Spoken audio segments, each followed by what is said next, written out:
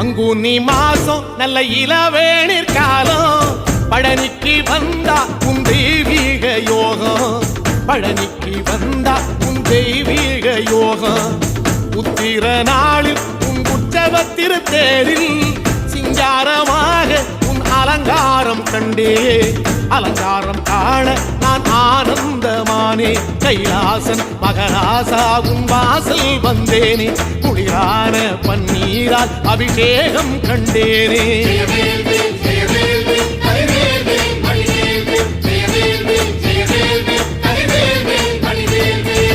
தென்பழனி தேடி உன் தென்பழனி தேடி